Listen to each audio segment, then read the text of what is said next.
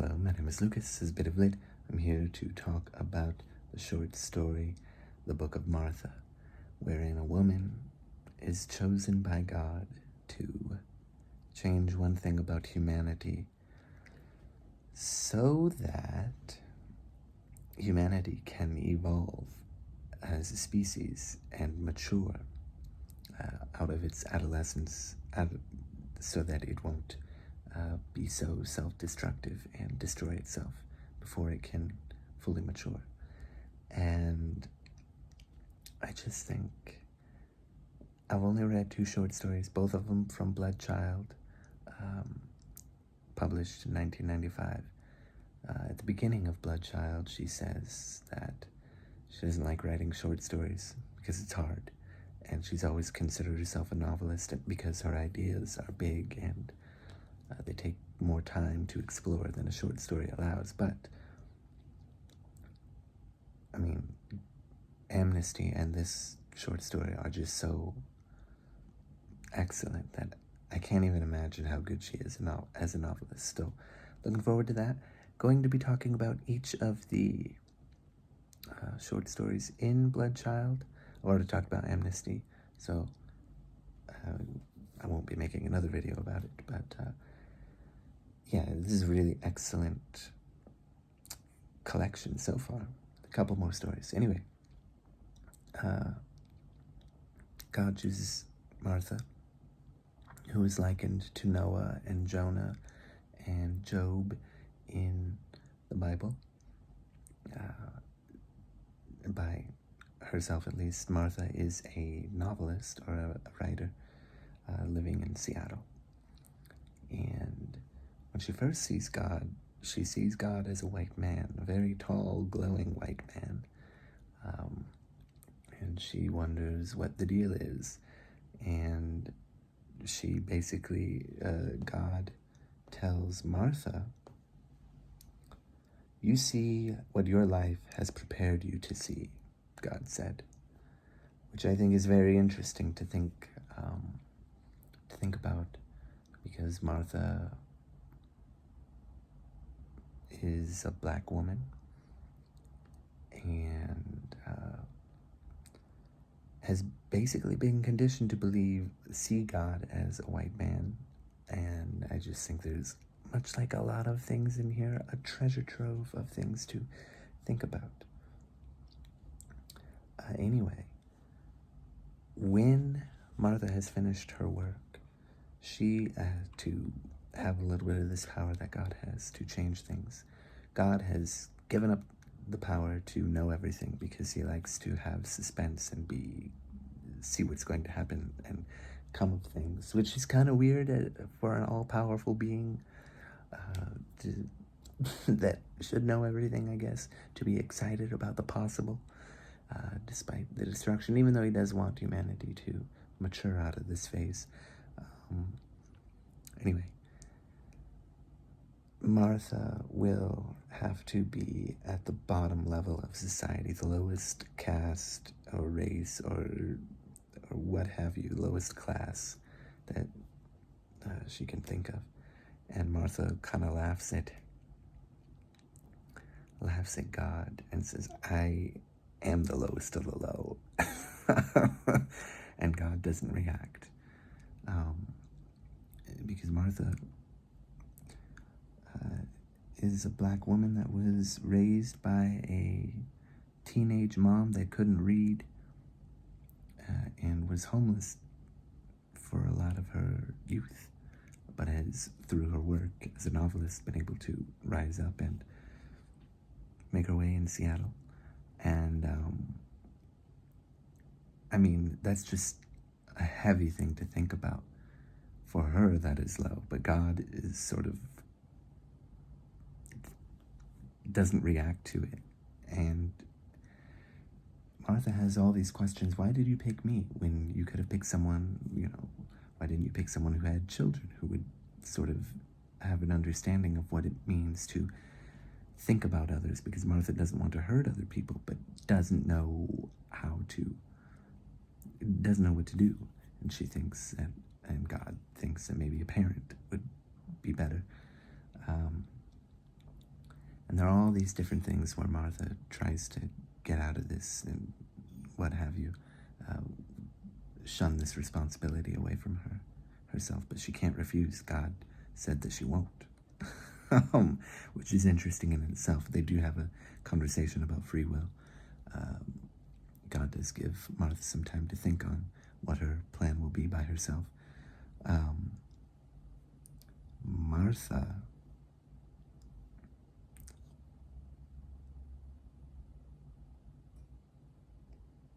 thinks that this whole thing is far too complicated, and she's very scared, and constantly asks, why don't you pick this person?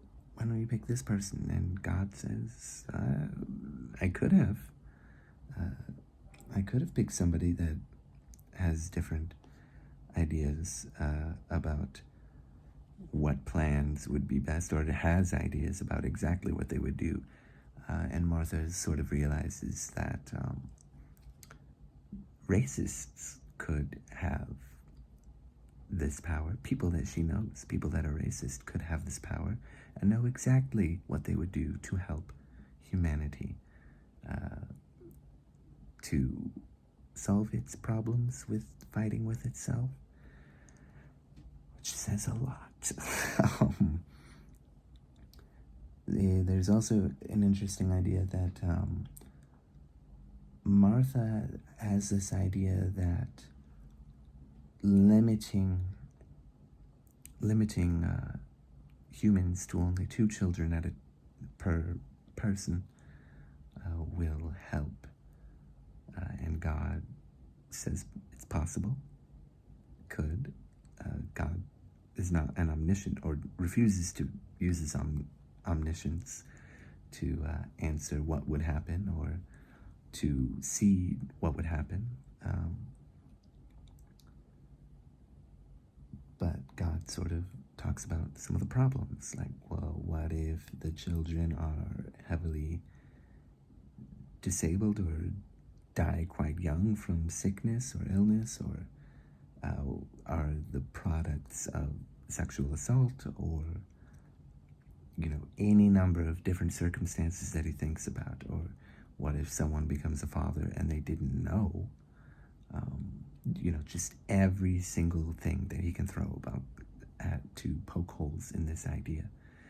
And basically, eventually, people would still continue to fight, and the population would plummet, and then it wouldn't work. And it is sort of a fascinating thing, because it does make you wonder, like, there is this idea that if you change humans too much, because they do talk about novas and how novas they're 2 stars that are close to each other and a little bit different, but if you change something, then you push them farther apart, they are not a nova anymore. If you change something about humanity, it's not humankind anymore.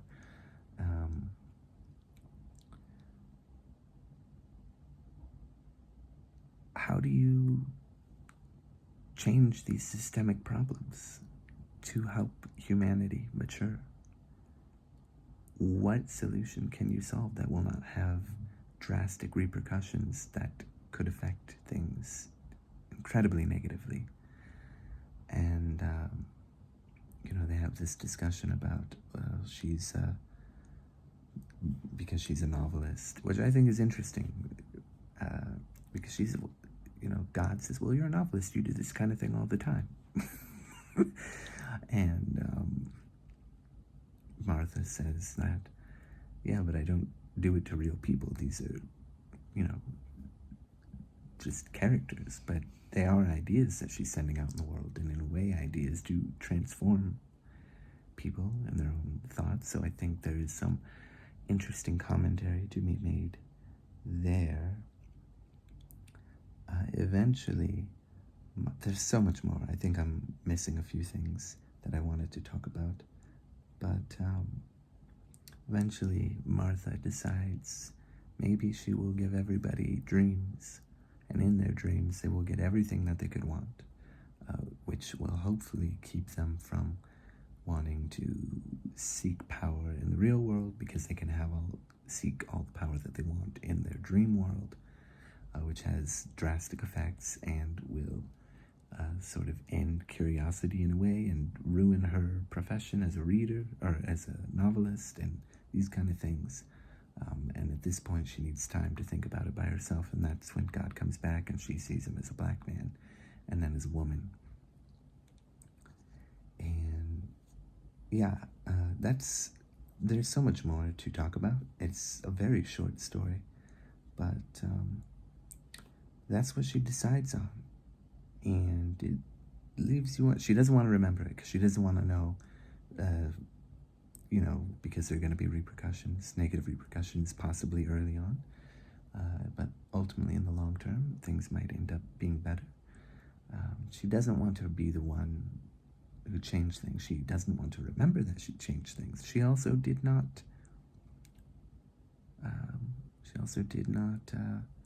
She, I guess, exercised free will, but it seems like God told her, she's not going to refuse, and then she didn't. So maybe God let her? Yeah, probably. But I don't know where I'm going anymore. It's a great short story. Octavia Butler is fantastic. And I look forward to reading more of her short stories. Okay? Okay. Thank you. Goodbye. Have a good life.